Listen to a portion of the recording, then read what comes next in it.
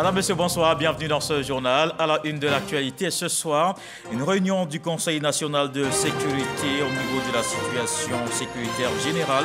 Le président de la République félicite et encourage les grands commandements pour les bons résultats enregistrés. La rencontre a aussi permis de faire le point de l'évolution de la Covid-19. Le CNS exhorte les populations à se faire vacciner et continuer de respecter les mesures de prévention. Changement climatique, Covid, l'Afrique face aux crises mondiales à répétition. Au Sénégal, un sommet se tient sur le programme de l'Association internationale de développement.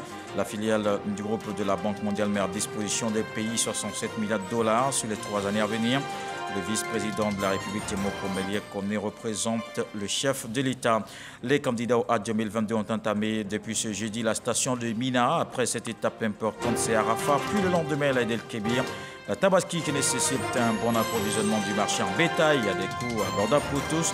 Le ministère du Commerce et le Conseil national de lutte contre la vie chère en visite sur les parcs bétail. Et puis après 8 ans, Blaise Compaoré de retour à Ouagadougou. Ce n'est pas un retour définitif, mais un séjour de quelques jours. À l'invitation du lieutenant-colonel Damiba, Blaise Compaoré doit participer avec les anciens présidents burkinabés à une réunion pour accélérer la réconciliation nationale. Le président de la République, Alassane Ouattara, a présidé ce jeudi une réunion du Conseil national de sécurité. Cette rencontre a permis de faire le point de la situation sécuritaire générale du pays et de l'évolution de la pandémie de Covid-19 en Côte d'Ivoire. Sur le premier point, le chef de l'État félicite et encourage les grands commandements pour les bons résultats enregistrés. Face à l'augmentation des cas positifs de Covid ces derniers jours, le CNS exhorte les populations à se faire vacciner et continuer de respecter les mesures de prévention. Le communiqué final à suivre avant la fin de ce journal. Et allons au Sénégal, la réunion de l'IDA20, l'Association internationale de développement du groupe de la Banque mondiale à Dakar. Ce jeudi, elle fait suite à celle tenue en juillet 2021 à Abidjan et au cours de laquelle les chefs d'État ont appelé à la reconstitution ambitieuse des ressources de l'IDA20. La rencontre de Dakar est donc l'occasion pour les dirigeants africains de plaider en faveur d'un démarrage énergétique de la mise en œuvre de l'IDA20. Le vice-président de la République, Temoko Melie Kone, est présent à cette rencontre. Il y représente le président de la République, Alassane Ouattara.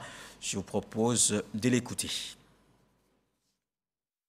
C'est un sommet intéressant et important parce qu'à la suite justement du sommet qui s'est tenu l'année dernière sur la reconstitution de l'IDA20, il y a eu une contribution importante des donateurs pour que ce qui a été prévu pour l'IDA20 se monte jusqu'à 93 milliards de dollars et pour les pays africains.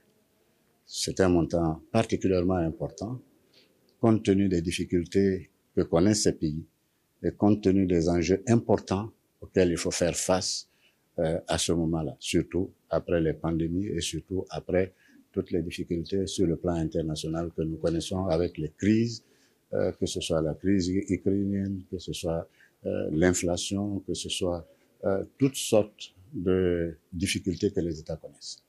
Alors, le sommet d'aujourd'hui, c'était justement de voir qu'est-ce qu'on fait de cette contribution importante des pays donateurs. Bien sûr, il y a un certain nombre de domaines qui ont été déjà identifiés pour lesquels les États vont essayer de faire des programmes et des projets pour mobiliser cette somme qui est, il faut dire, quelque chose de très concessionnel par rapport aux besoins importants en financement. C'est quand même quelque chose qui permettra aux États de pouvoir accéder, de pouvoir faire un certain nombre d'investissements à un coût largement modéré par rapport à ce qu'ils auraient pu avoir, notamment sur les marchés. Ça a donné lieu à une déclaration de Dakar qui a donné les grandes orientations et qui sont conformes à ce qui avait été déjà annoncé en Côte d'Ivoire lors de la constitution des fonds de l'IDA.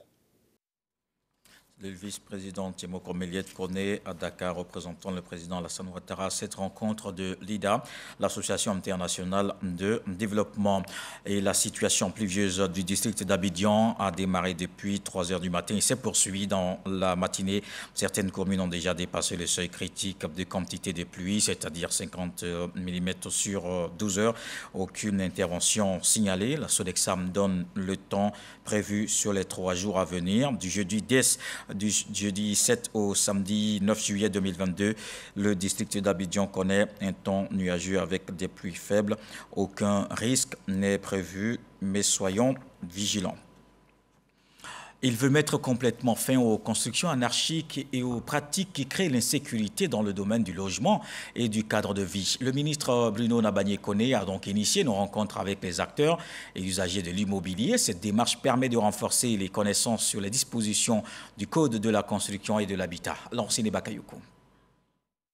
De plus en plus d'Ivoiriens s'engagent dans les opérations immobilières avec l'espoir d'accéder à la propriété.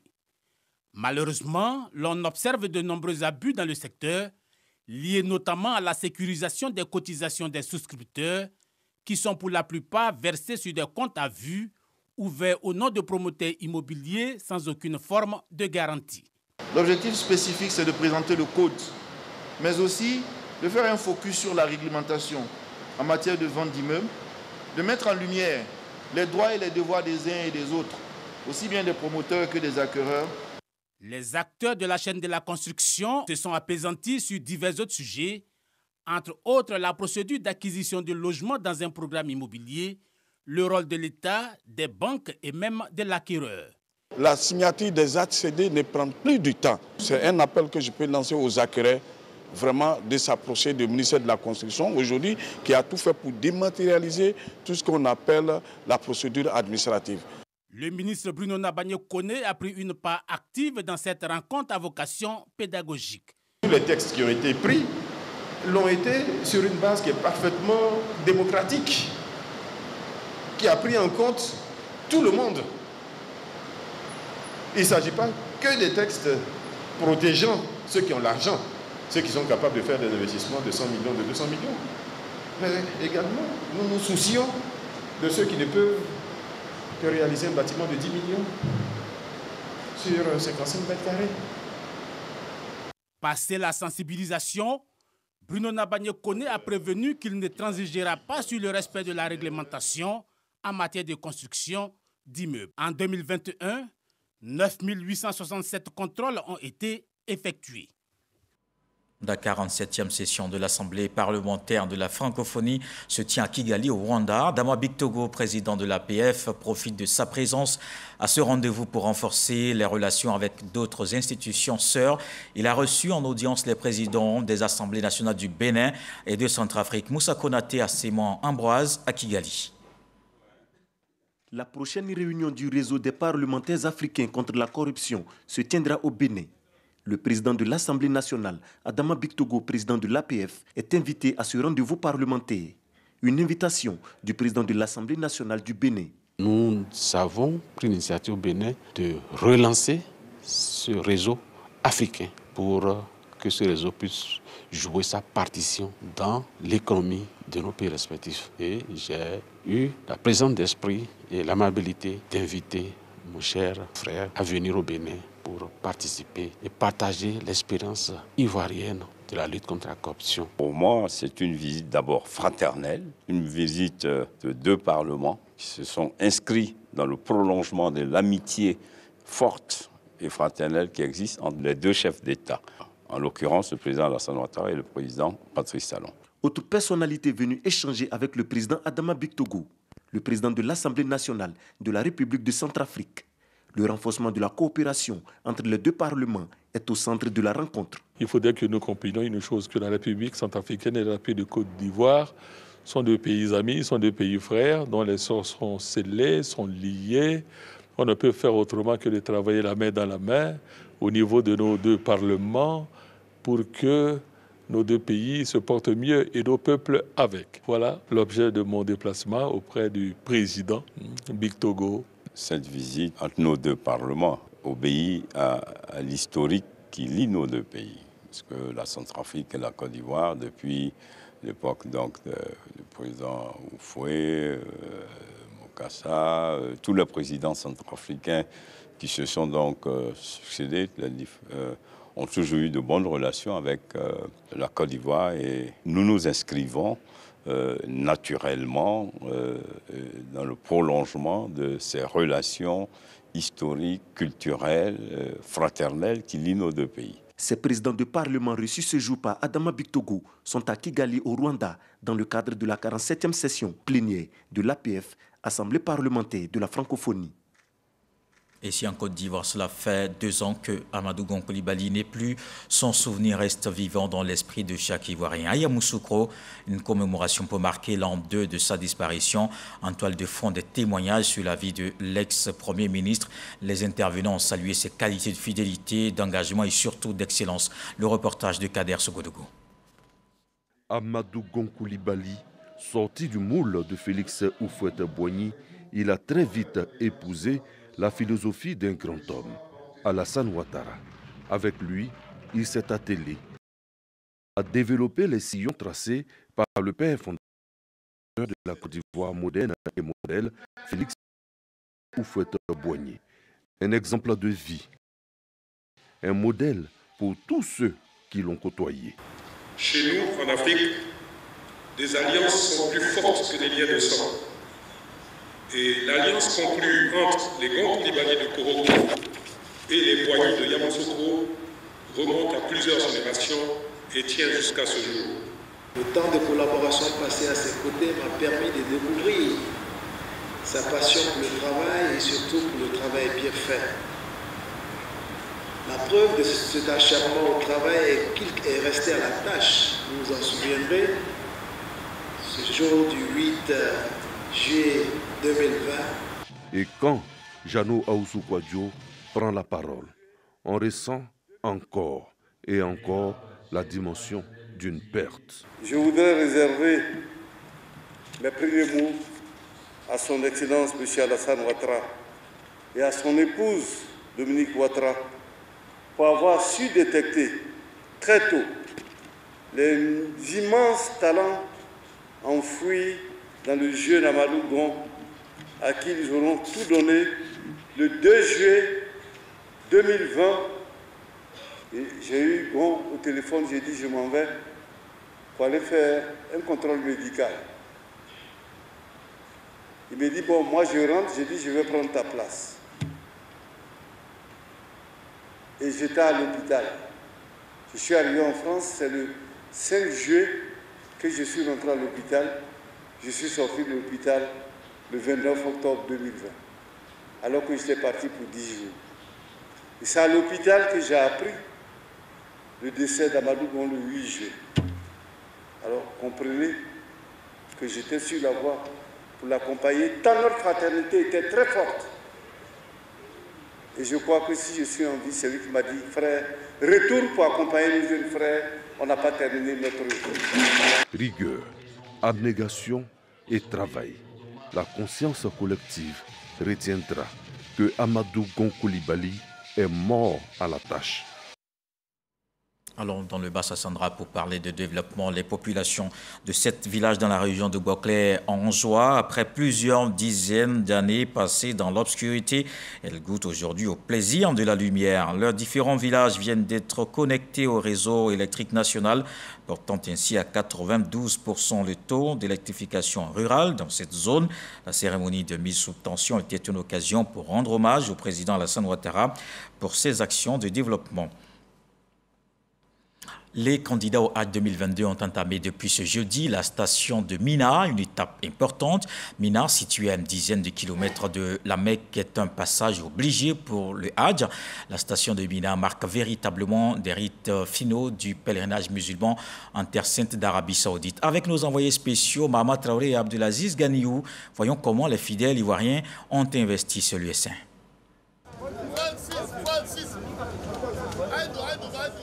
En route pour le début de la fin du pèlerinage. Ces musulmans ivoiriens se déploient sur le site de Mina, à environ une dizaine de kilomètres à l'est de la Mecque. Le voyage dure une partie de la nuit.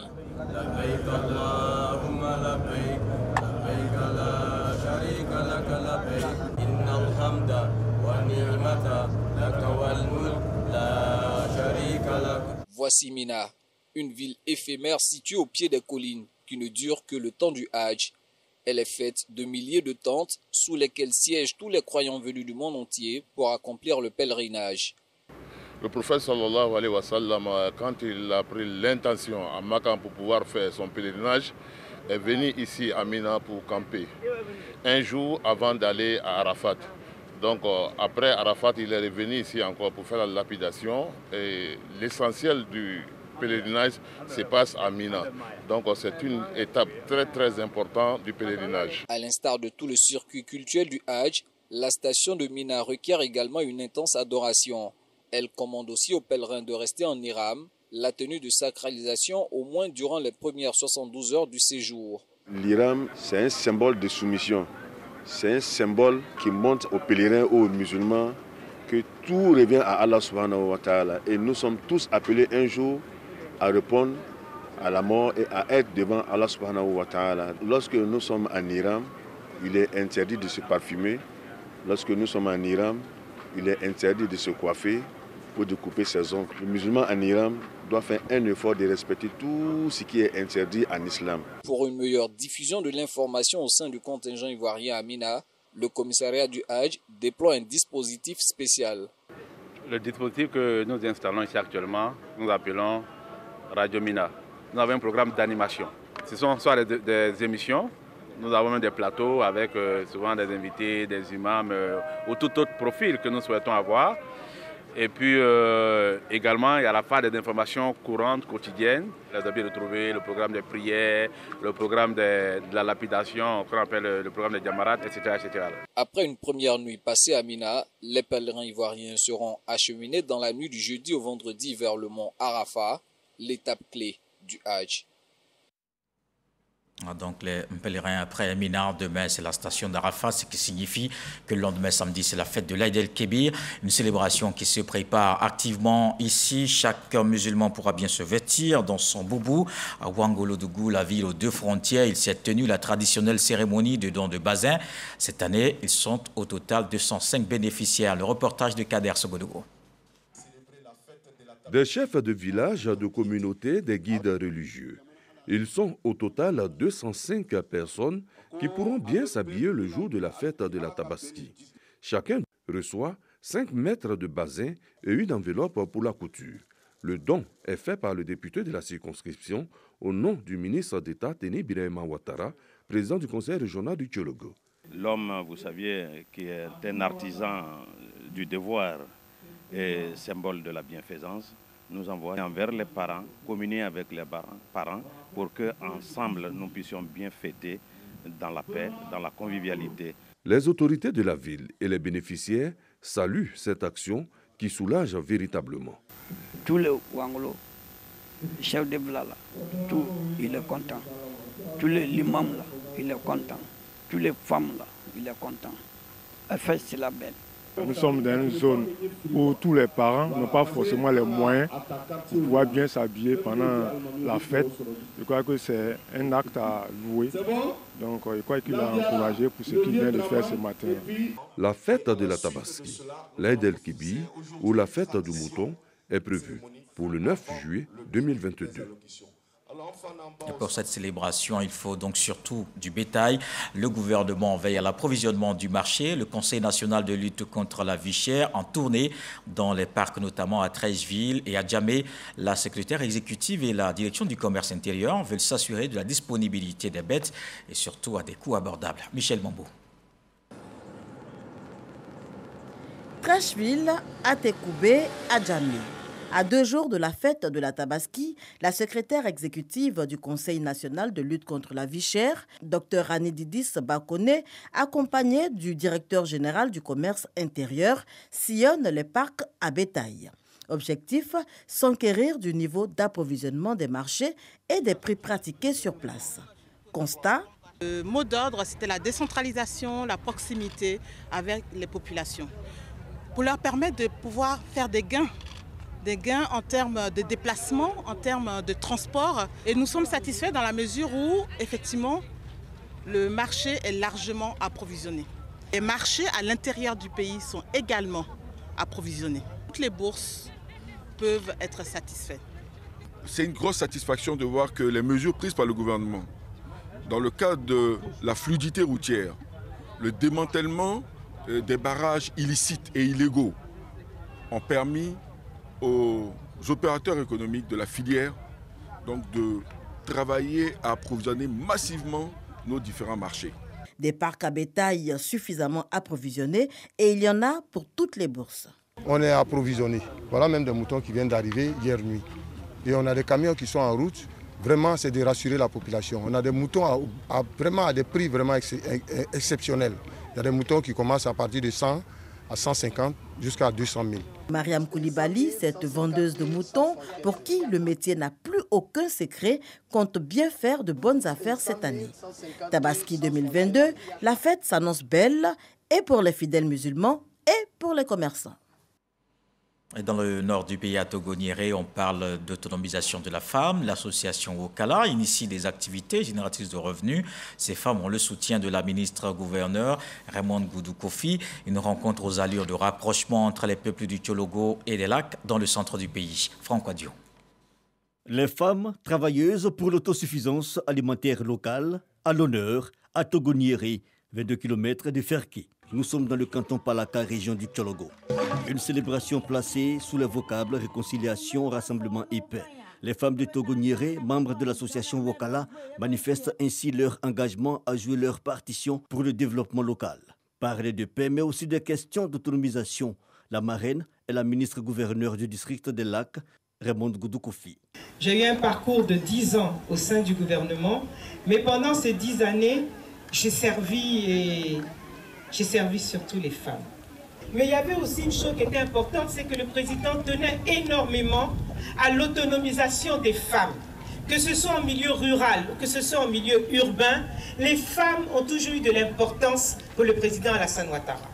Vos filles se confient à vous pour s'engager sur la voie de l'union, la solidarité, l'entente, des valeurs chères à notre conseil régional du Tchologo. Raymond Goudou Kofi est aux côtés des femmes de Togo-Niéré pour la seconde fois consécutive. Elle est venue les bras chargés de cadeaux pour ce moment de partage. Au Royaume-Uni, le Premier ministre Boris Johnson a annoncé sa démission à la tête du Parti conservateur. Mais il indique qu'il reste au pouvoir jusqu'à ce que soit désigné son successeur. 3 ans après son accession à Downing Street, Boris Johnson s'est trouvé poussé vers la sortie. La situation était devenue intenable avec plus de 50 membres du gouvernement démissionnaires en 2 jours. Dans le dossier interne, enfin, un retour sur les temps forts de ces événements avec Michel Digri.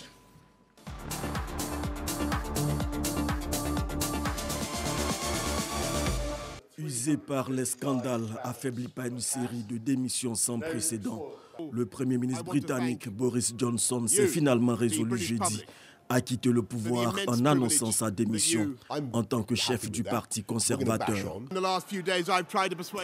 Ces derniers jours, j'ai essayé de persuader mes collègues qu'il serait invraisemblable de changer de gouvernement alors que nous obtenons tant de résultats, que nous disposons d'un mandat aussi vaste, que nous n'avons que quelques points de retard dans les sondages, même à mi-parcours, après plusieurs mois d'une lutte acharnée et alors que la situation économique est si difficile au niveau national et international. Je regrette de ne pas avoir réussi à faire valoir ces arguments. Et bien sûr, il est douloureux de ne pas être moi-même capable de faire aboutir tant d'idées et de projets. D'une popularité jadis inoxydable, Boris Johnson avait sombré dans les enquêtes d'opinion. Selon 2 sondages cette semaine, près de 70% des Britanniques souhaitaient son départ. Le mois dernier, il avait échappé à un vote de défiance. 40% des députés conservateurs refusant cependant de lui accorder leur confiance. Nous sommes dans une position où c'est la goutte d'eau qui a fait déborder le vase. Depuis que Boris Johnson est devenu Premier ministre, beaucoup de personnes ont eu des doutes sur son comportement personnel et sa capacité à dire la vérité. Les démissions et les appels au départ de Boris Johnson s'étaient poursuivis jusqu'à son annonce jeudi, alors que Downing Street annonçait une série de nominations pour remplacer les ministres et secrétaires d'État démissionnaires. Il doit se rendre compte que la partie hélas, est terminé. Sa crédibilité et son autorité en tant que Premier ministre ont complètement disparu. Et il doit reconnaître qu'il n'est plus en mesure d'exercer cette fonction, passer la main. Au total, une soixantaine de départs ont été annoncés au sein du gouvernement depuis mardi, dont 5 ministres. Un exode d'une rapidité sans précédent dans l'histoire politique britannique. Mercredi soir encore, plusieurs ministres s'étaient rendus à Downing Street pour essayer en vain de convaincre Boris Johnson qu'ayant perdu la confiance du Parti conservateur, il devait démissionner dans son intérêt et celui du pays. Les dommages sont maintenant infligés au gouvernement qui ne peut pas gouverner, au parti conservateur qui est le gouvernement et qui est perçu comme n'étant pas en bonne position, mais aussi au pays dans son ensemble, car il y a tellement de sujets de taille, des problèmes importants. Nos électeurs ont besoin de nous et attendent de nous que nous nous concentrions uniquement sur eux. Nous devons donc procéder à une élection très rapide. Le mécontentement couvert depuis des mois, nourri notamment par le scandale des fêtes illégales à Downing Street pendant le confinement anti-Covid, alors que les Britanniques devaient respecter des règles très strictes. Boris Johnson avait varié dans ses explications, provoquant frustration puis colère des élus conservateurs dans un pays confronté à une inflation record de 9% et à des mouvements sociaux. Les regards sont désormais tournés vers l'avenir. Le Parti conservateur est un groupe avec beaucoup de succès. Et l'une des raisons pour lesquelles il a autant de succès, c'est qu'il se débarrasse de ses dirigeants et recommence. Il le fait tout le temps. Boris Johnson lui-même a remplacé Theresa May, qui avait remplacé David Cameron.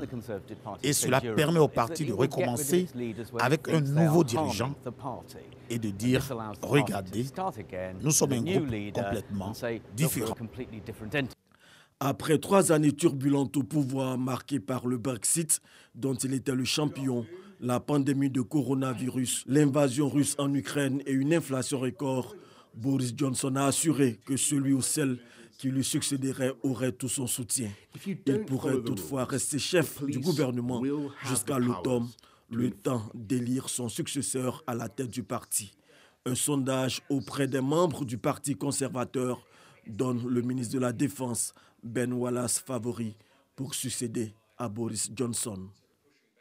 Le dossier Amter, en retour sur les temps forts de la démission de Boris Johnson à la tête du parti des conservateurs. Dans le reste de l'actualité au Burkina Faso, après 8 ans, Blaise Compaoré est de retour à Ouagadougou. L'avion transportant l'ancien président s'est posé en milieu d'après-midi sur la base aérienne de Ouagadougou alors que des dizaines de ses partisans l'attendaient à l'aéroport civil de la capitale. Il ne s'agit toutefois pas d'un retour en définitif, mais d'un séjour de quelques jours à l'invitation du lieutenant-colonel Damiba, au même titre que les anciens présidents burkinabés encore en vie. Blaise Compaoré doit participer à une réunion pour accélérer la réconciliation nationale.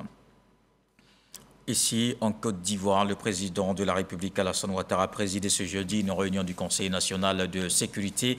Cette rencontre a permis de faire le point de la situation sécuritaire générale du pays et de l'évolution de la pandémie de Covid-19. Je vous propose le communiqué final. Communiqué du Conseil national de sécurité. Le président de la République, Son Excellence M. Alassane Ouattara, a présidé ce jeudi 7 juillet 2022 au Palais de la Présidence de la République une réunion du Conseil national de sécurité. L'ordre du jour de la réunion a porté sur 2 points. La situation sécuritaire générale et la situation sanitaire générale.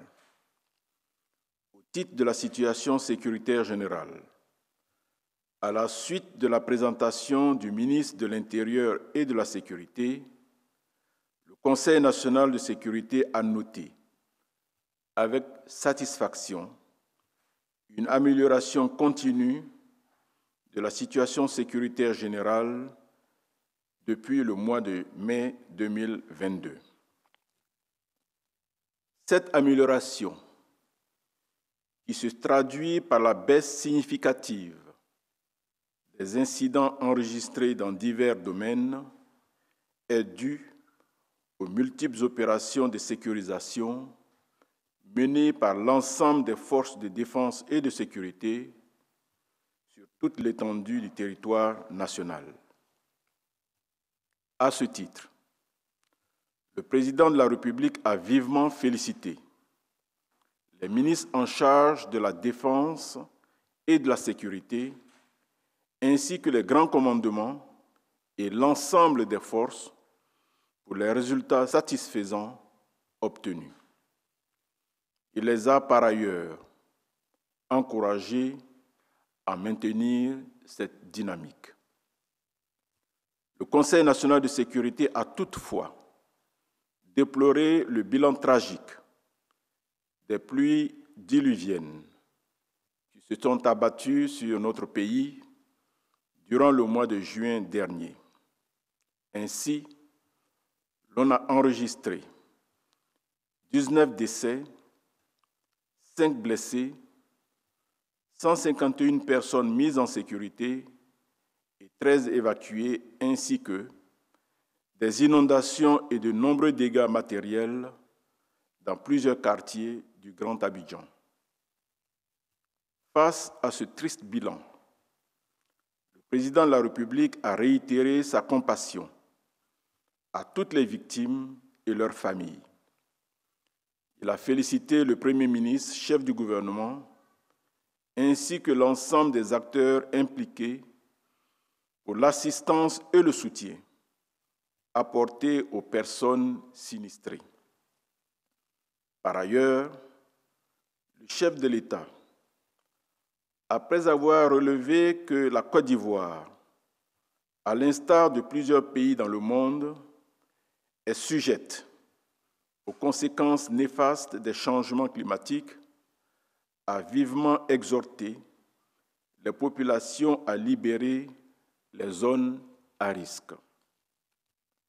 Dans ce contexte, le chef de l'État a instruit le ministre en charge de la sécurité à l'effet de renforcer le système d'alerte précoce en vue de prépositionner les secours aux alentours des zones à risque. Enfin, le Conseil national de sécurité, sur proposition du ministre d'État, ministre de la Défense, a marqué son accord pour l'organisation le dimanche 7 août prochain à Yamoussoukro de la cérémonie officielle du 62e anniversaire de l'indépendance de notre pays.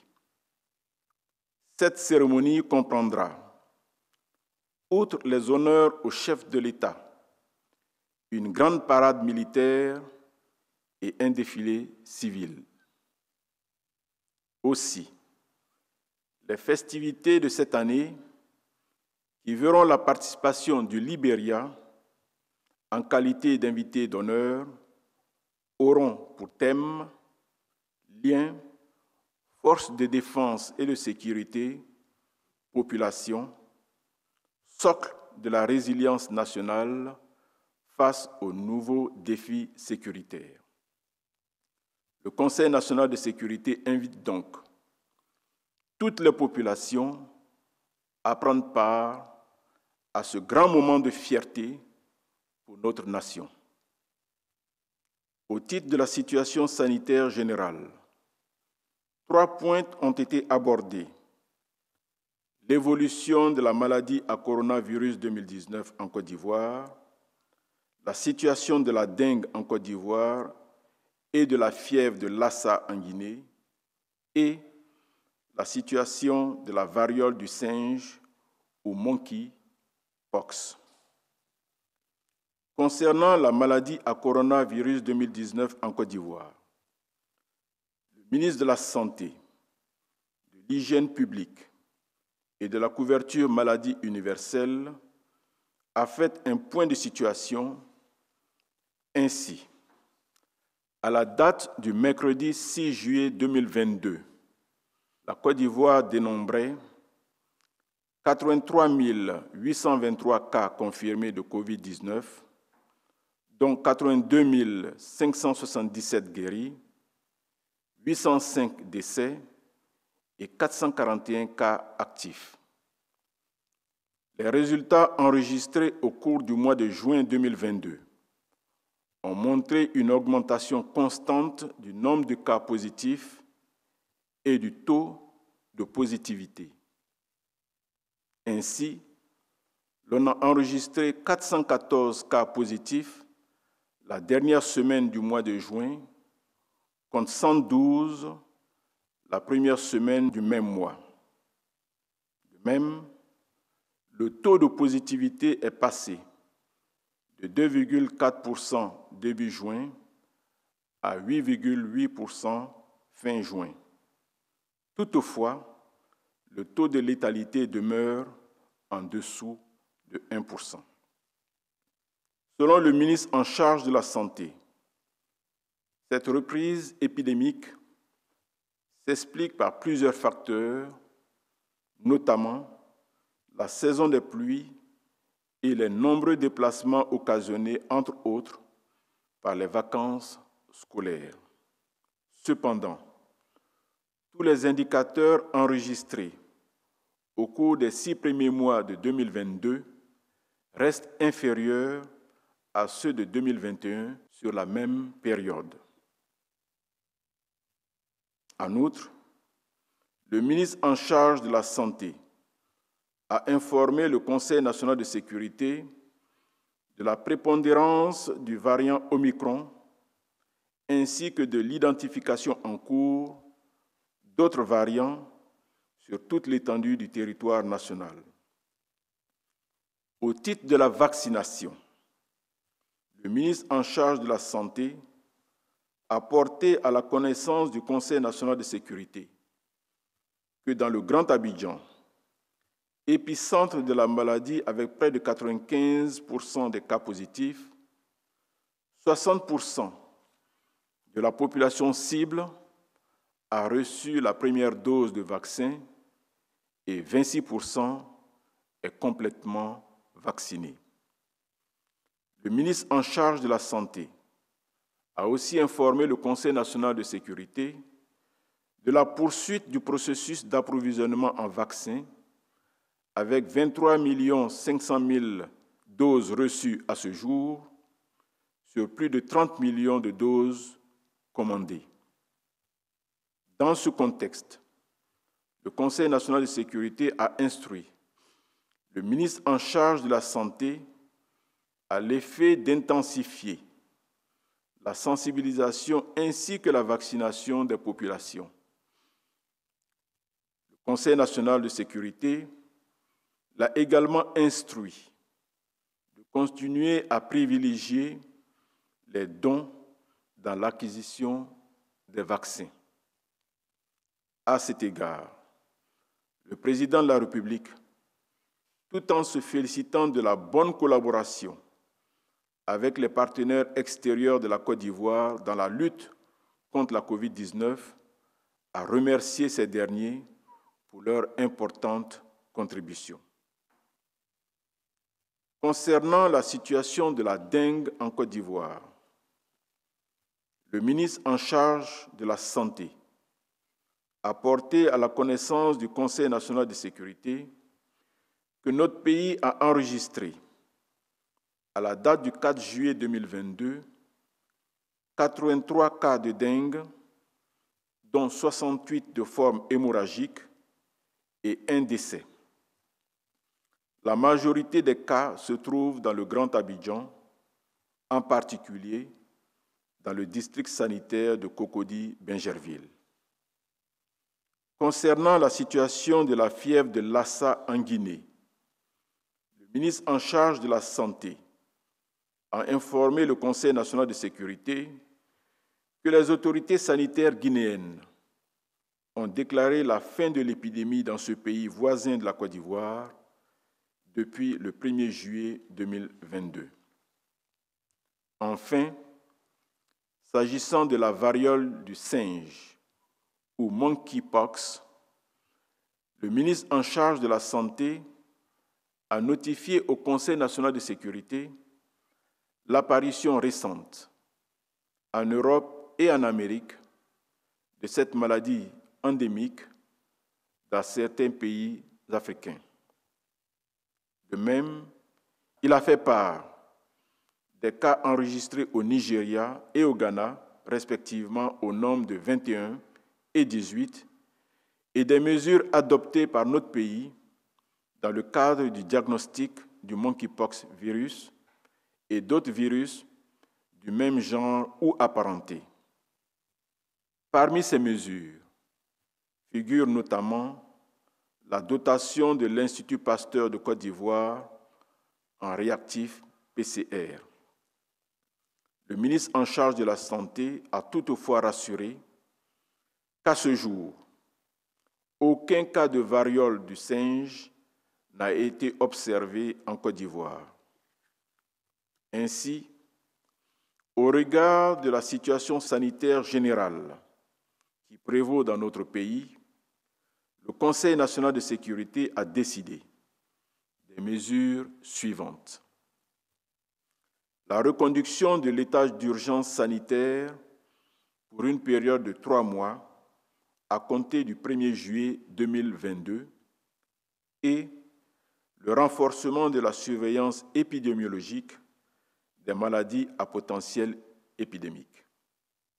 Par ailleurs, le Conseil national de sécurité exhorte les populations à respecter les règles d'hygiène et les gestes barrières.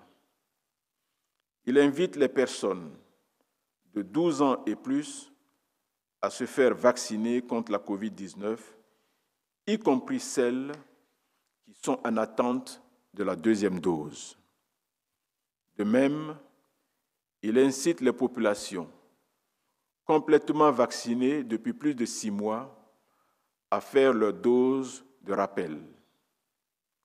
À l'issue de la réunion, le président de la République a exprimé sa satisfaction au ministre en charge de la Santé ainsi qu'à l'ensemble des acteurs du système de santé.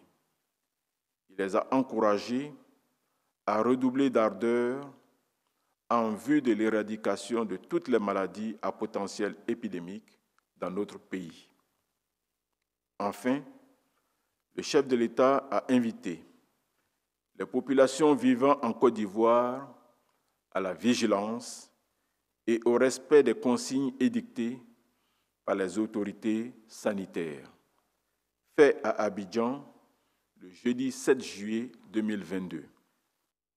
C'était le communiqué final du CNS tenu ce jeudi, lu par le ministre directeur du cabinet de la présidence de la République, Fidèle Sarasoro. Et voilà qui met un terme à ce journal. Merci de l'avoir suivi. Retour de l'actualité 23h avec Abdoulaye Koné. Ce soir, le sage nous apprend que le rhinocéros ne s'est jamais fatigué de supporter le poids de ses propres cornes. Dieu le voulant, on se retrouve demain.